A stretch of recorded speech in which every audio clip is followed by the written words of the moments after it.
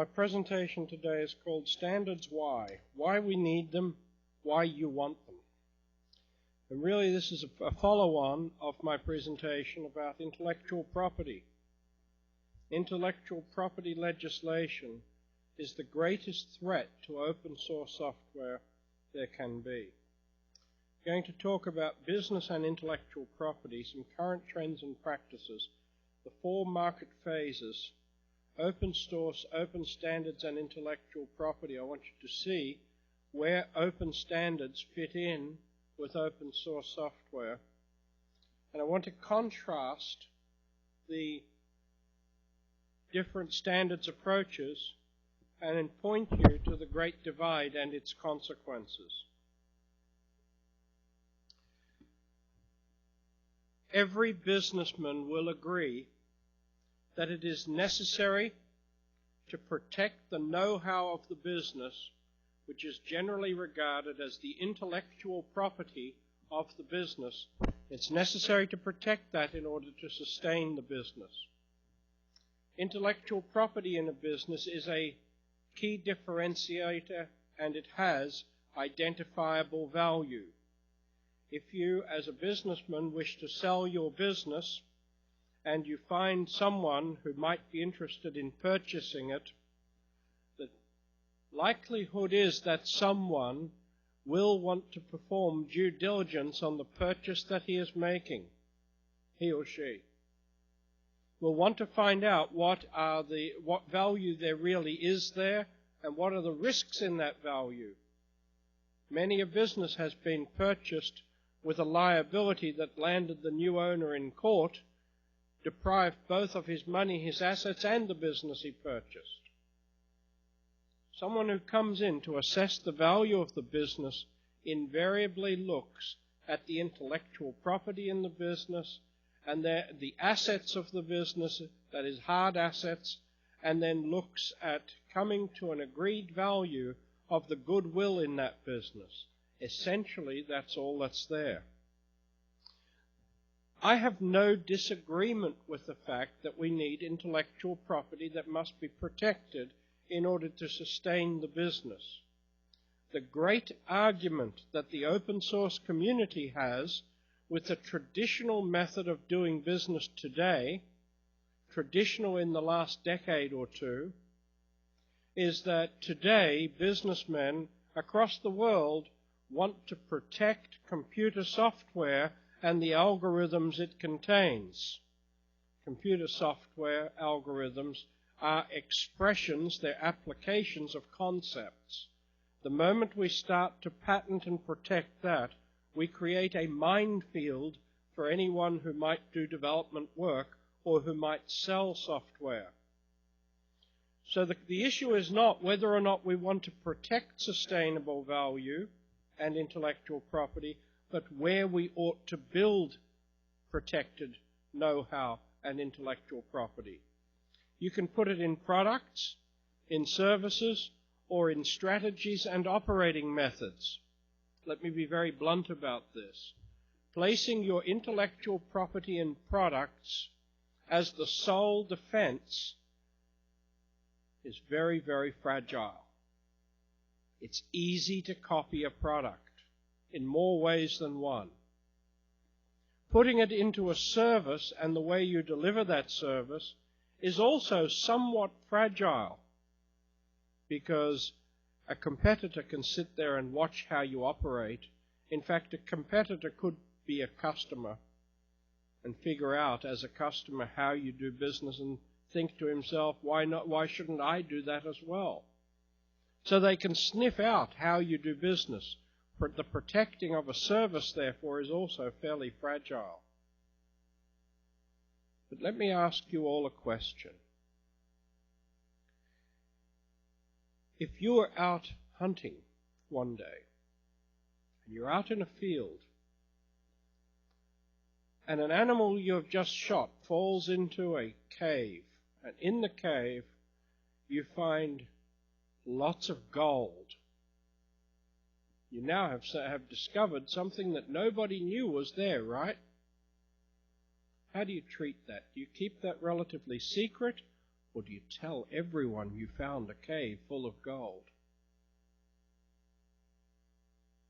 If you were to set out to purchase the property that cave is whatever, would you tell the owner you want to buy the cave because it's full of gold? Not quite, right? You'd learn to keep your mouth shut, right? In fact, would you show over-enthusiasm in buying the property from whoever owned it? Probably not. You'd probably want to walk away from the deal a few times and make whoever owns it feel that they are obtaining an opportunity to receive more value than the property is really worth. And if they really are smart, they'd sell it to you at that price, right?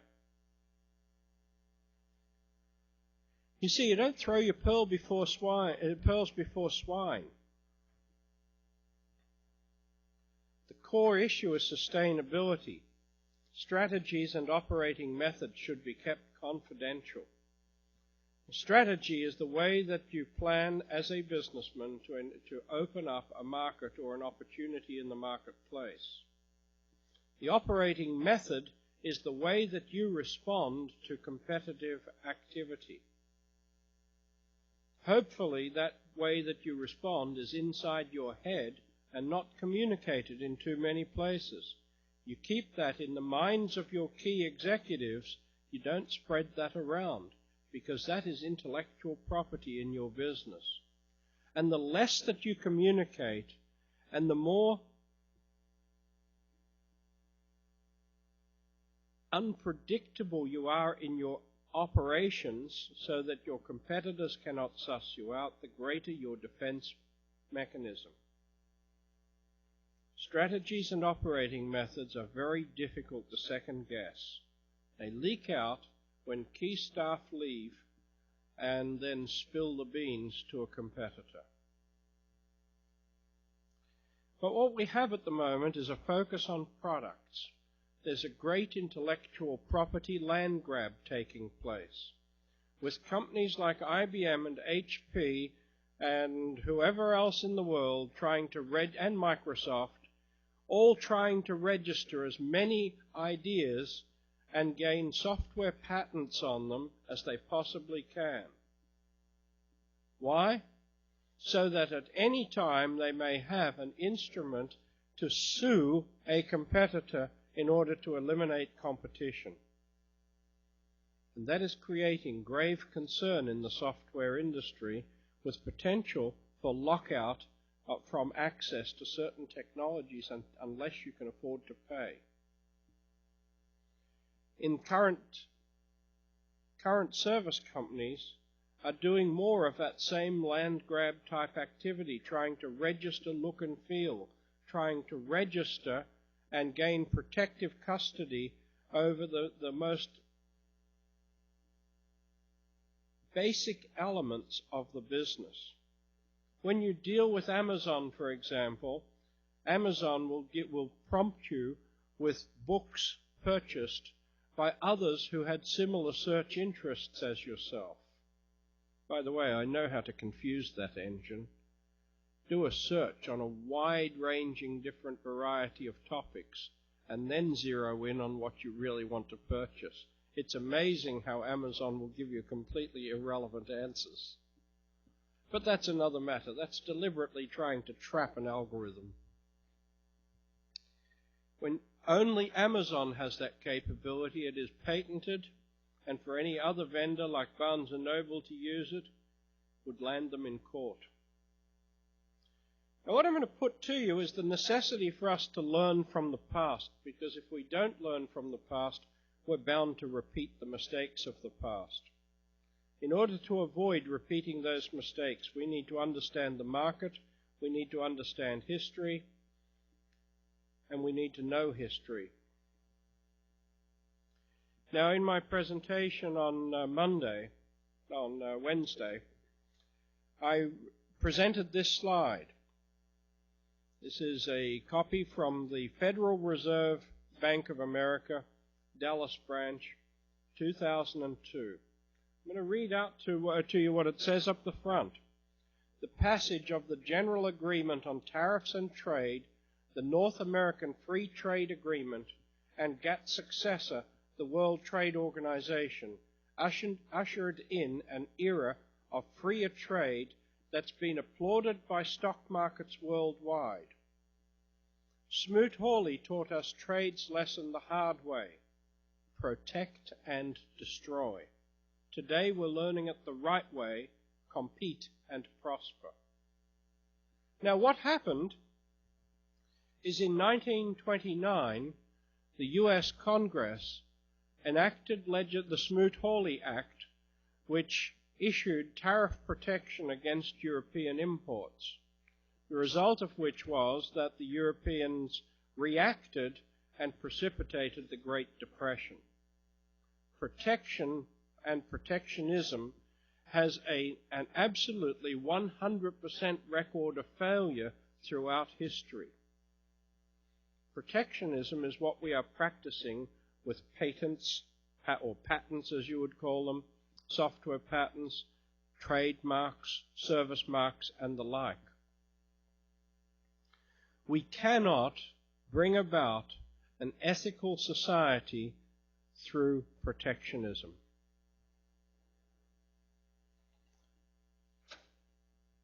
Why is this important? Well, again, we need to understand a market. We need to understand the fact that products, as they flow through the market, as the products first become established and then go on to maturity, go through 4 market phases. The first one is the period of incubation, during which there is unconstrained technical development because of the need to attain critical mass quickly. The second phase is the phase of emerging market, and by emerging market that demands that there be emerging competition also, because smart businessmen will be watching the market, will see something emerging, will see the tip of the wave, and will want to be in the game so they don't get left behind. The third phase is the period of standardization, during which technological standardization takes place and competition rises to the absolute peak. The fourth phase is the phase at which the time in its life cycle during which the product has matured to the point that it is now extremely easy to use, it is now very cheap to produce, and now more people can afford it, so the market grows very rapidly and exponentially and becomes more global. We can look at that graphically like this. If we look at the curve, that is the top curve, this one, that is the curve of apparent product complexity in use. Let's draw a comparison in Samba. When Samba first came out over a decade ago, you had to set probably 20 to 30 variables, parameters, for you to use it in your business. That's essentially the configurable parameters that Samba had. Today, Samba has over 350 odd parameters, but you can run very successfully with only 3 configuration parameters defined. And 2 of those are for a share. Samba is today largely auto-configuring, except for the specific elements like the share stanza that you must define and some of the global parameters in order to make it fit into the environment you are putting it into. Perhaps a better example is the motor car. When it first came out, you just about had to be an engineer to be able to drive it. Today, who even thinks about driving a car? You hop in, turn the key, miraculously something starts, you put your pedal to the metal, and away you go. You just have to remember to turn the wheel, to turn a corner, slow down a bit, there's a brake for that. Essentially, a gas pedal, a brake, a steering wheel is about all you need to drive a modern car. Everything else takes place automatically. And again, in the last decade, that motor vehicle has become an incredibly more complex vehicle, with as many as 15 computers actually driving the vehicle. Emission controls, ignition controls, fuel flow controls, hydraulic pressure controls, and so forth. The dotted or dashed curve is a curve of apparent product functionality. When a product is first conceived, the features that are important to the market from the technologist's perspective are often sadly misjudged. So during the period of rapid innovation, the incubation period, functionality is added very, very rapidly until eventually we get the recipe right for what the customer needs. Invariably, that means that at that point, the complexity of use of the product is just about at its highest ebb. And from that point on, further research and development is done in order to get the complexity down and to make it easier to use. Our 4 phases are therefore readily identifiable. The 4th phase is where the curve of product functionality and the curve of apparent complexity of use just about level out. Standardization, therefore, is a necessary precursor to globalization and to commoditization, which is necessary for globalization. During the market acceptance phase, that's when new competitors, or when competitors, enter the market, and the first thing that happens when you take your competing technology to a recent startup business, or customer of a recent startup business, is you will very rapidly be told, I can't afford to relearn. Can you make it so that I can just switch over and keep on going just as I was? That requires interoperability, and that interoperability ultimately can only come about through standardization. So what I just want to point out here is that those companies that wish to protect their intellectual property and products, that do not want their products to become ubiquitous, undifferentiated commodities, want to keep the market infantile in the mistaken belief that by keeping the market infantile, they will be able to make more money.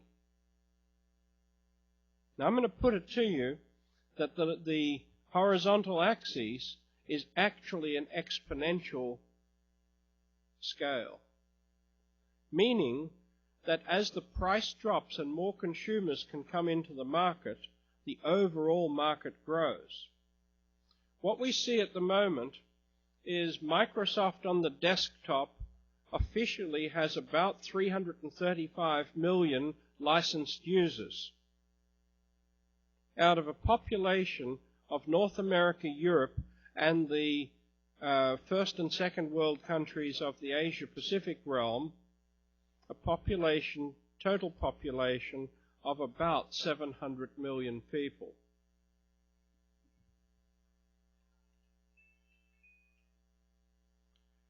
So out of a population of 700 million people, nearly 50% are information technology users. So there is room for growth. But what is the global population? The global population is around 6 or 7 billion people, nearly 10 times larger. Why are they not all using information technology? Well, I went to purchase a copy of Windows 98 while I was in China, in Beijing, in 1999. Do you know what the price was of the best price for which I could purchase a legitimate copy of Windows 98? $454 US. What was the price here at home? About $100. Now, $100 is nothing to an American who earns a big fat paycheck, right? Do you know what $100 is to a university professor in China? That's nearly a month's income. A couple of weeks' income, anyhow. $450 is completely out of reach. Is it any wonder that piracy is a rage?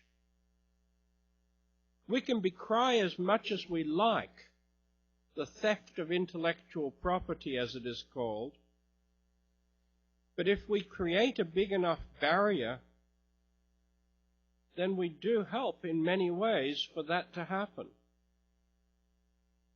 We call this, in this part of the world, reasonable and non-discriminatory pricing. I want to get that into perspective. Get the term RAND clearly into your heads right now. Because the standards that many companies are looking for to cover software require licensing of the standard before the standard may be practiced under reasonable and non-discriminatory pricing practices. So how much is a reasonable and non-discriminatory price that everyone can afford? Do we want people in China, in Malaysia, in Indonesia, and in other parts of Southeast Asia and in Central America? Do we want them to use information technology products? Do we want to build a global market that is sustainable? If not, then maybe setting a ridiculously high price is a great way to go. But let's just look at the genesis of the software market. In the early market of the computer industry, software was given away in order to enable companies like IBM and Sun to sell hardware. As the market started to emerge and started to become stable, that is predictable, there was a definite consumer demand, we saw the rise of three different types of software: custom-built and highly differentiated software, built to suit a specific customer's needs; generics that were sold into a large market. They tend towards ubiquity with minor differentiation. An example are medical practice applications. Other examples are accounting applications. And we saw the rise of the commodity software market, which every one of us in full integrity knows is a much larger market. Microsoft Word can be sold anywhere in the world. But mind your own business accounting, there has to be a North American version and an Australian version. Why do you think that has to be? Because each country has different tax laws. If we want to use Mind Your Own Business in Malaysia, we need a Malaysian version. In China, a Chinese version. And not only do they need to be localized in terms of the language and character set, they need to be localized in terms of the accounting requirements. That is the nature of the generics, yet large market opportunity for that middle part of the software industry.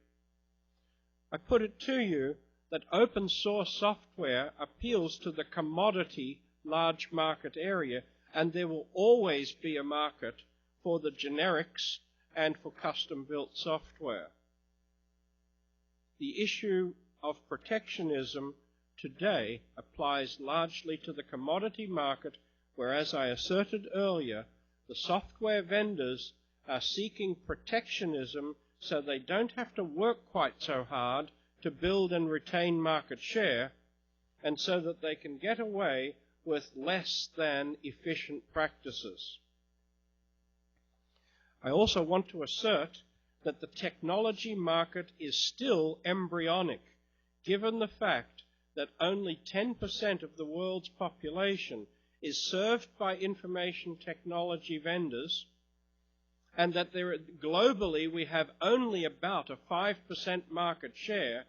There is a 20-fold opportunity for growth and expansion. And I put it to you that because of intellectual property lockout, we are creating stagnation of that market. Are we going to stagnate the world or just the market that is seeking protection? Just consider for one moment, if you were a citizen of India or China or Singapore or Malaysia who was economically and intellectual property-wise denied access to a particular technology. Would you smile and take it, or would you get to work and build your own answer to it? I have to tease your mind with that question. What we are seeing today is a massive transfer of development to India and China for the simple reason that there are fewer risks to development in those two countries.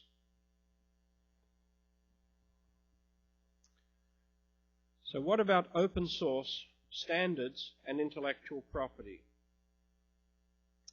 Well, software that is undifferentiated is just a commodity. And in order to develop a commodity, you need to build community around it. User community, and a user community that is active in providing feedback to the developers. You need a company that is producing it that's exceedingly consumer-oriented, because if it is not, the product will stagnate. The alternative is community development, and that's what open source software is really all about.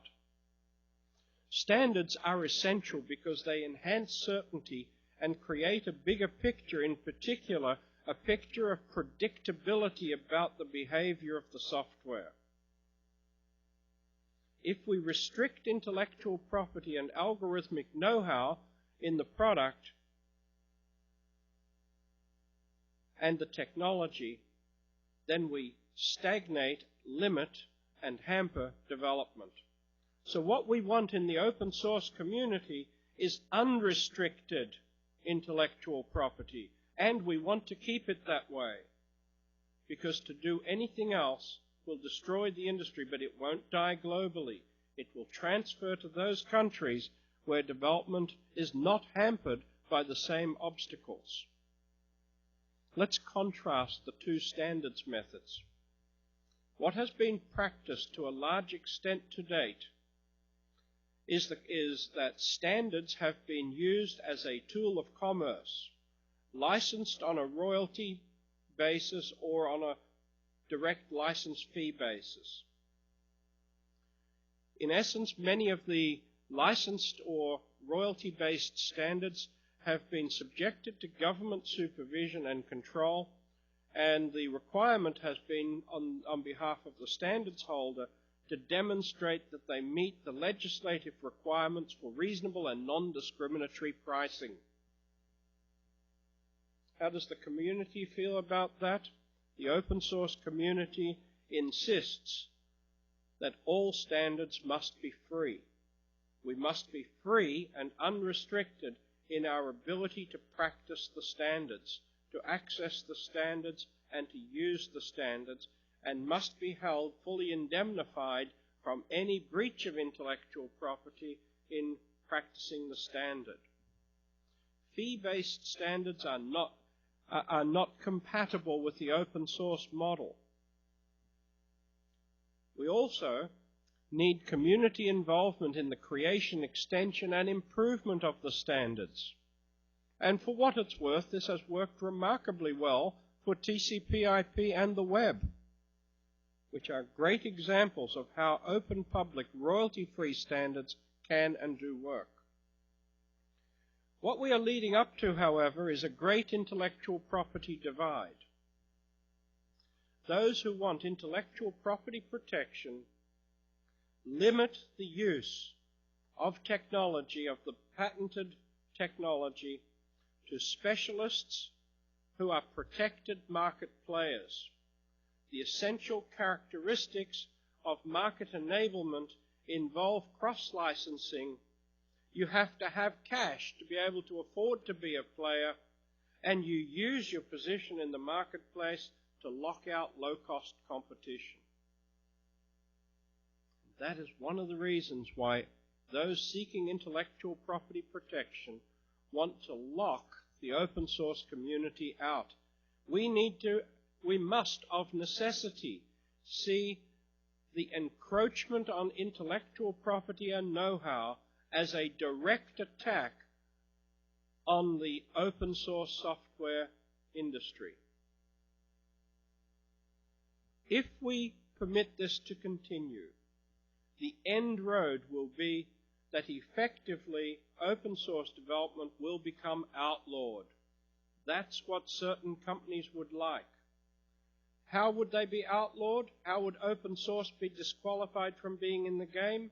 By not having the cash it needs to be able to purchase and practice the standards.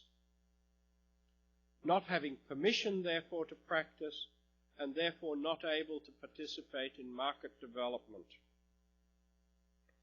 The big question is, how will this story end?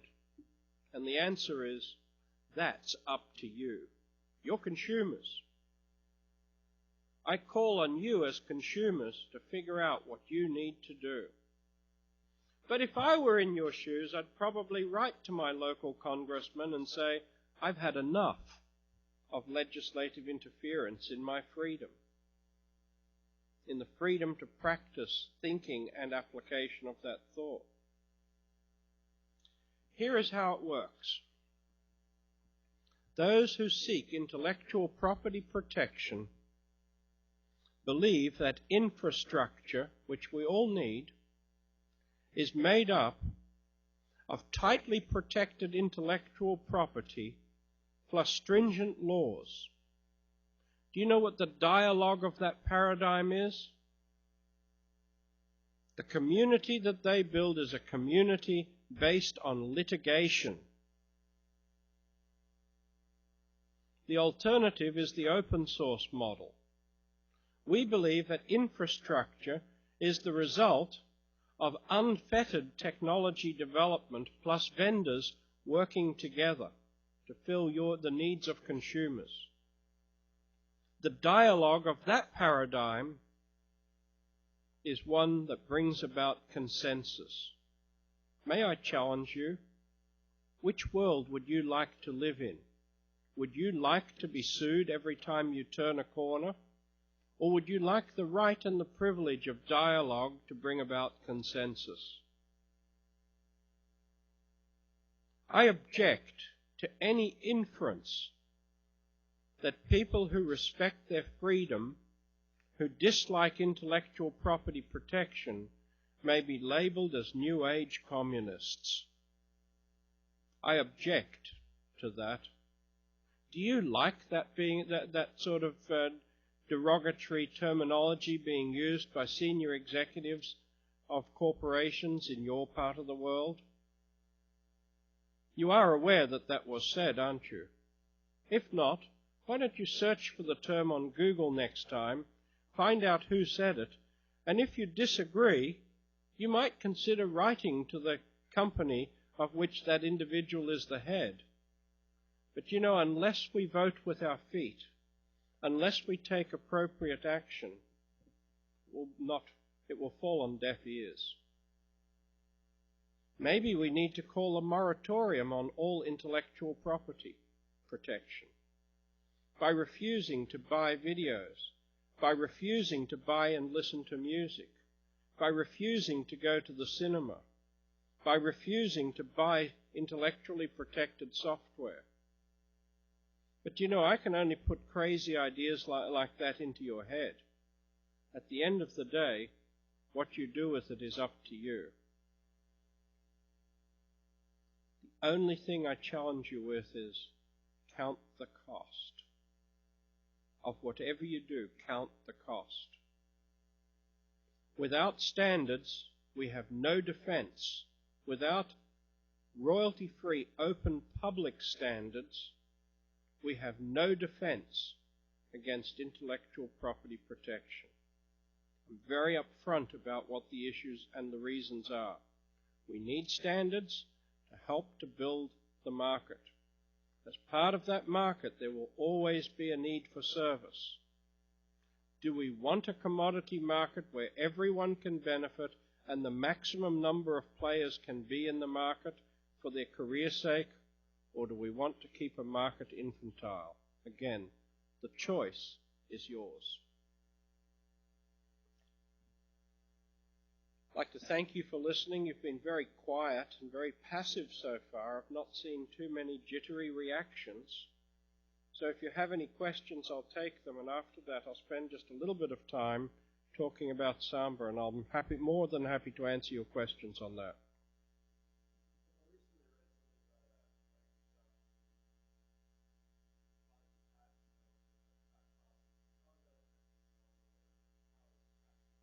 Well, it does not affect Samba at all. There is a mistaken notion that Samba has to export a file system as a FAT file system. That's not true. Also, there is a mistaken notion that you have to have a FAT file system before you can export it so that Windows clients can write to it. That too is completely mistaken. Samba presents the underlying architectural file system type as one that is compatible with Microsoft Windows. We can present it, and typically do, as an NTFS file system. We have the capacity to dumb that down and pretend that it's a VFAT or a FAT file system. But we only pretend that for the sake of an application. Normally we present it as an NTFS file system. The patentability on the file system type, to my knowledge, does not affect Samba at all. I may be wrong, but I haven't seen any basis for that to create concern. Any other questions? Sorry, can you speak a little?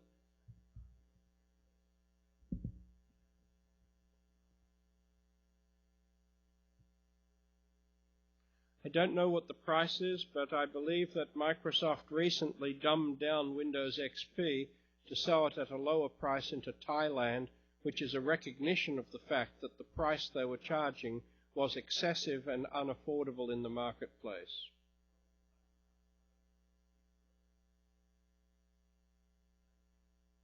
No, it's a cut-down version that has cut a whole bunch of applications out. I don't know. I haven't actually looked at the product. Yes.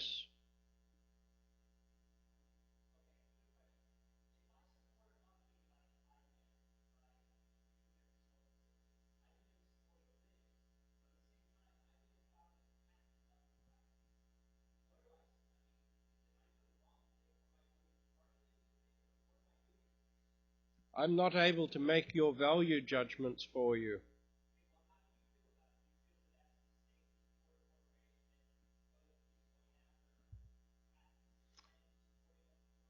Well, IBM have recently opened up their patents to use by the software industry.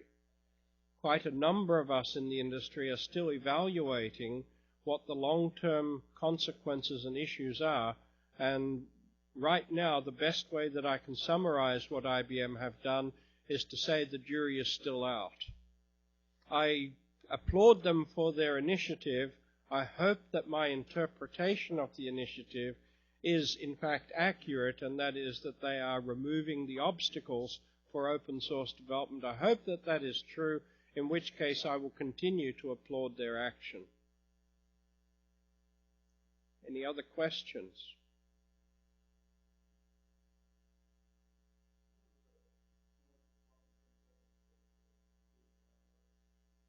I'm sorry? Rambus, yes.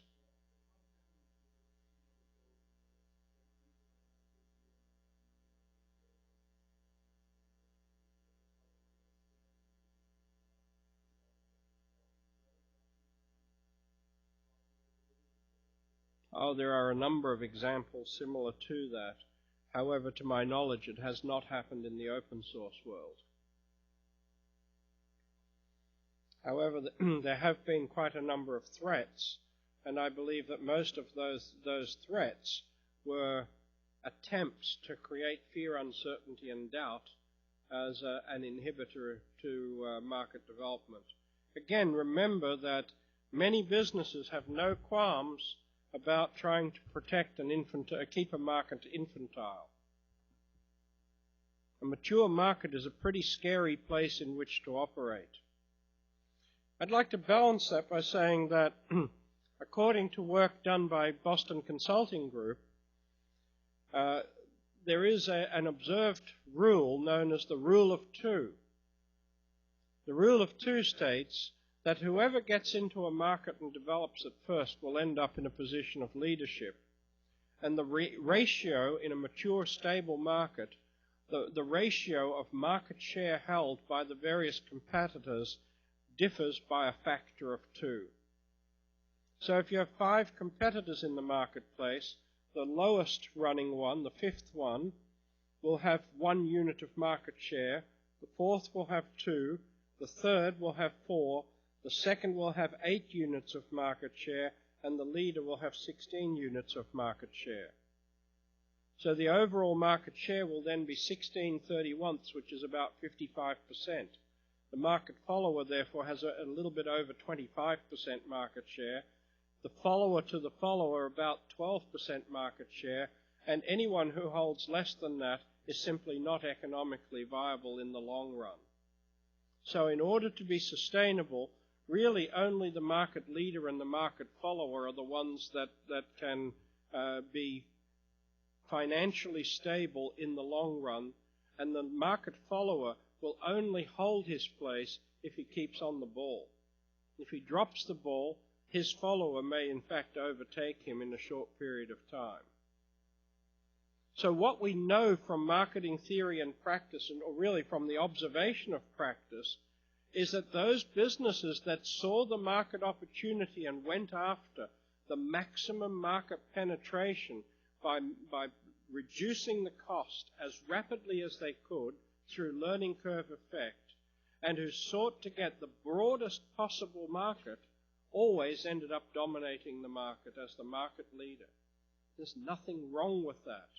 There's nothing wrong with competition, but my golly, it's hard work. And we're all a bit afraid of hard work, aren't we? You know, for us to get Linux ready as a viable, attractive alternative, we need to be more than equivalent.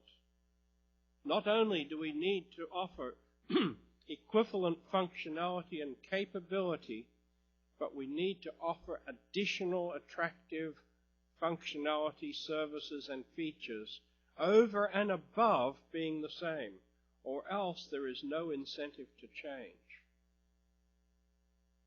Competition demands hard work. To assume that you can just be a smart competitor by knocking off the market leader is to condemn the business to always being a market follower. It doesn't work in the long run. Someone will come along and be smarter and pip you off at the post. I hope I answered your question there.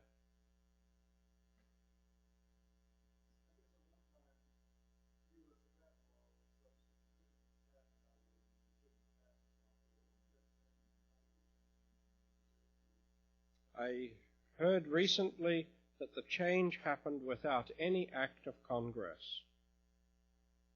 It was done by the bureaucracy. It happened in the last decade. However, there was precedent for that earlier, and I'm not sure of all of the details. The best person to discuss that with is Larry Rosen, who is at this conference. Yes. I'm sorry, I'll come down to you.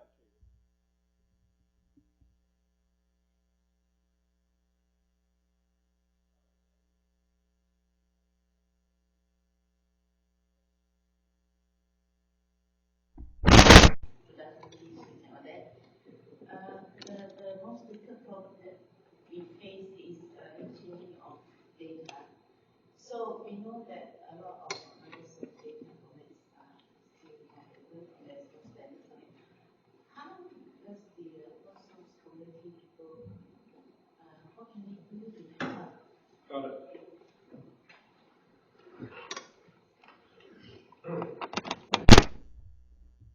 I apologize for coming down there. I'm afraid I'm a bit hard of hearing, so. Okay, so the comment made is that one of the key problems with deploying something other than Microsoft Windows is the problem of file compatibility, file format compatibility. I'd like to state that that is more than just a problem between Windows and alternatives. It's actually even a problem within Microsoft Windows, because if you happen to have a version of Windows 3.11 and you have a version of Windows XP Home Edition, and you are using Office XP on the Home Edition, and you have a copy of WinWord 2 on your Windows 3.11, many happy days and many happy returns to you in trying to open that Office XP document on your old machine. Let's be very frank about it. File formats have changed, and at many points along the journey in the development of Word.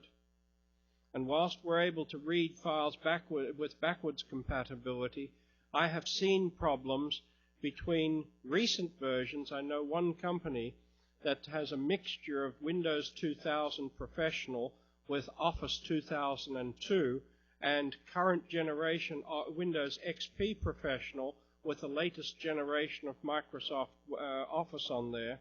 And they have major problems with the formatting of documents that they interchange between their staff. And the company has no interest in updating everything at once. They need to be able to afford that.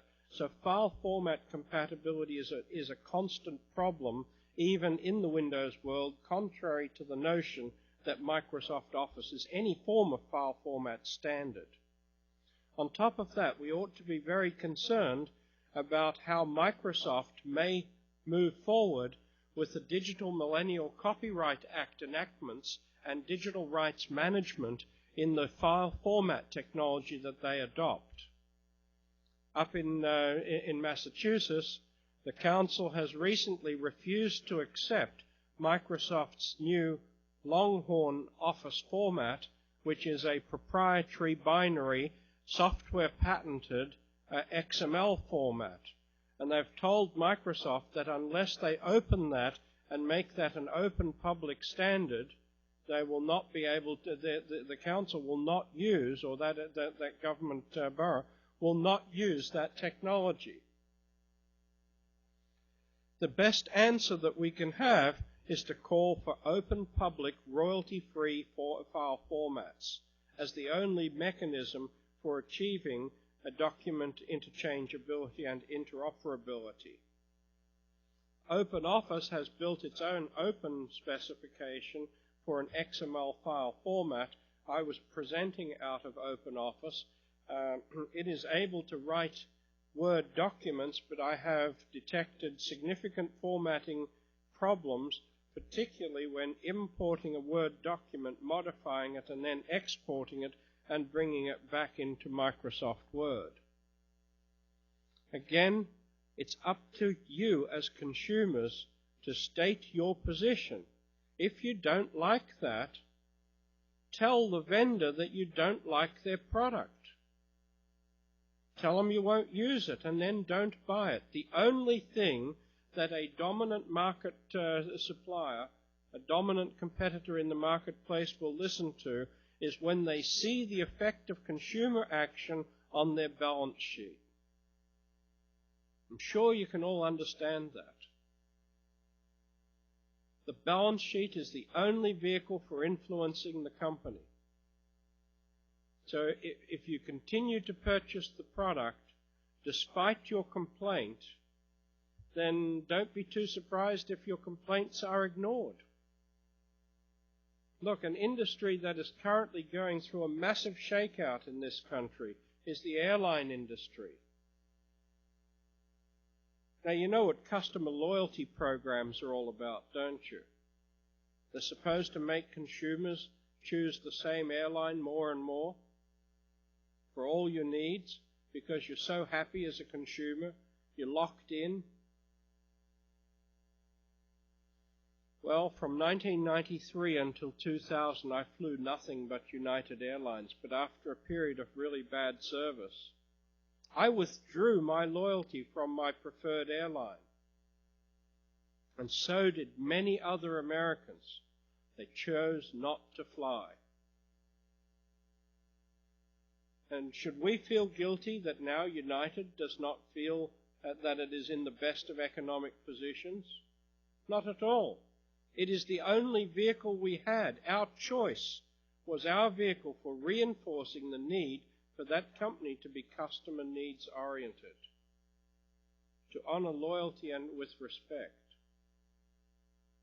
Ultimately, as consumers, we do that in the marketplace. That is our methodology of bringing about standards. The other way is lobbying for it. But then again, we must be careful that we do not make empty threats, nor that we make threats of violence. Our action ought to be passive. It's very passive when you don't buy. It's very passive when you don't upgrade. It's also very effective.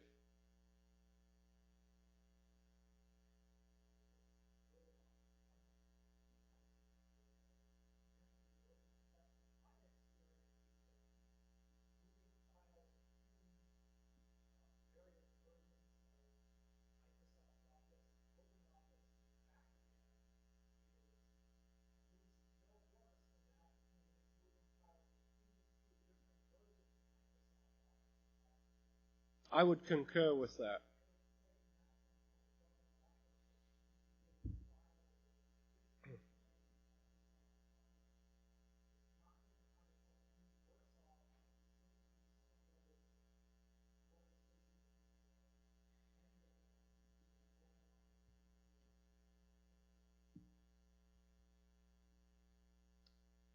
Are there any other questions related directly to the topic?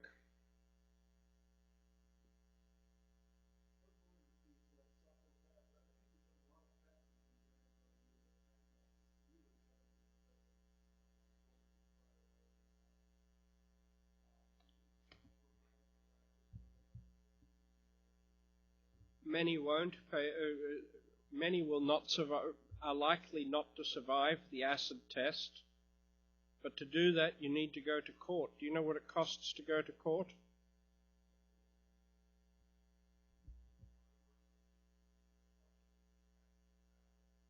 Sorry, would you speak up, please?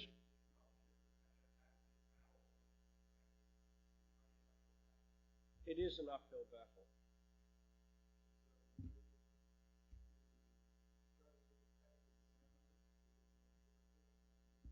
The U.S. Patent and Trademark Office is severely overloaded. I think the answer to that is no. Not likely. We have a system that's broken,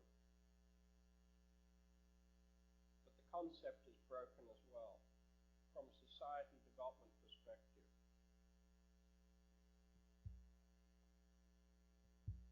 Okay, let's change the subject to the next one, which is Samba. Do any of you have Samba questions?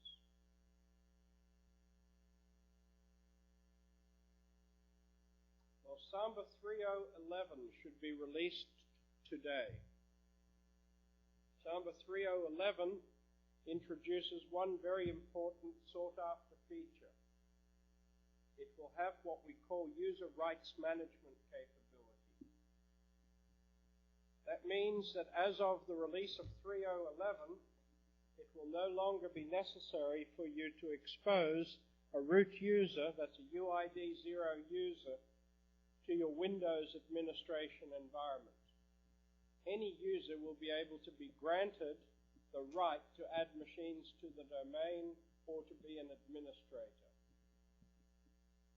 Users given that right will act within the Unix host operating system as if they had UID 0. But they will have it only for the specific rights granted.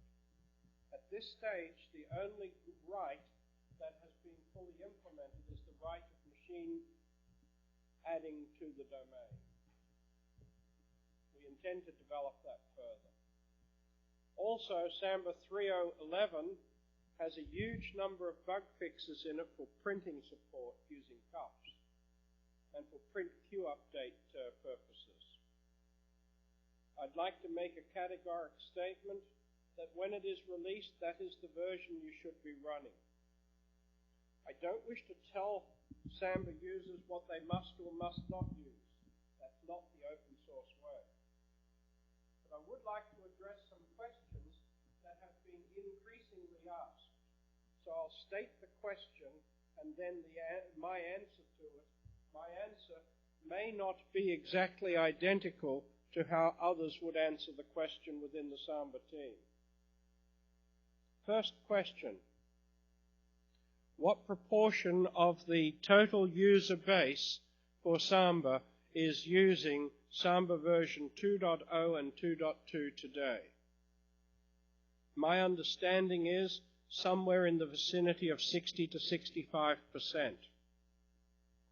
Next question: why has the Samba team dropped support for Samba 2.0 and 2.2?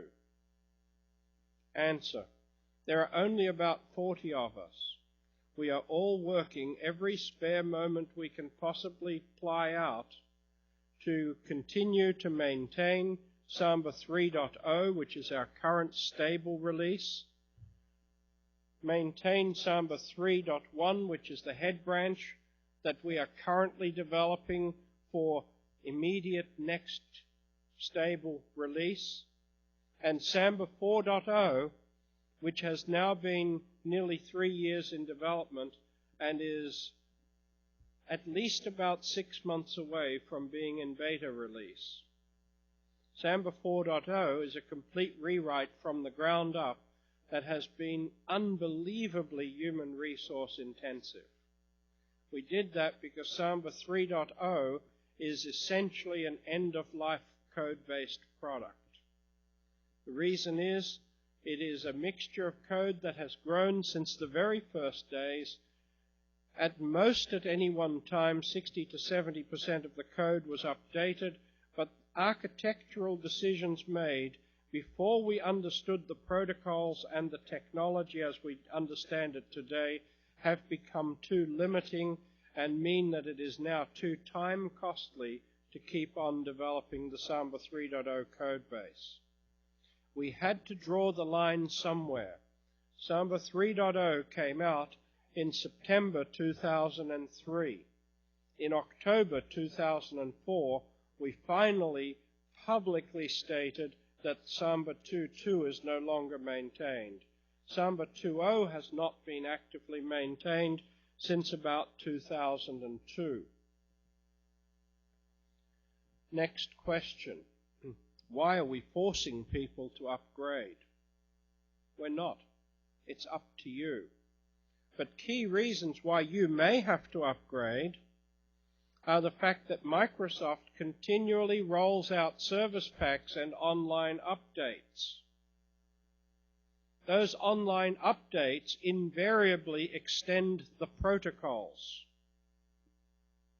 Microsoft do this for a reason, not to be incompatible with us, but in order to fix problems that their consumers are facing with their products.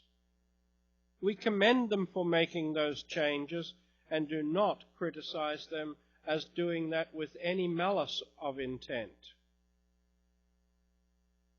It is impossible for us to backport support for some of those enhancements to a 2.2 code base without converting 2.2 into what we already have. If you are in any way security conscious, the only product that we can stand behind as meeting as close as we possibly can the needs of the current Windows networking environment is the product we currently ship as current stable code. It is not defect-free. We know where its warts are, and we're not trying to pretend they don't exist. We own the defects. If you find one, tell us. The best we can do is as quickly as possible rectify the problem for you. That's why we have had quite a number of code updates. Samba 3 is a little bit over 12 months old now. In fact, it's about, about 16 months old, and in that time we've had a total of 11 releases, one of which we caused because we created a boo-boo, a few of others of which were caused by Microsoft Service Pack updates, and quite a few are updates to address particular bugs that users have experienced. We run regression tests against the code. We don't trap everything, but as soon as we find something we don't trap, we create a test for it, so we won't miss it next time. We can't do better than that. Samba 4 promises to be a far more maintainable, manageable, and predictable product, but it's a little way away from being stable. So what can Samba 3 do today that might be important to you? Well, Samba 2 did not have Kerberos support, so you could not fully integrate it as a native member of an Active Directory domain. Samba 3 can fully join an Active Directory domain as a native domain member.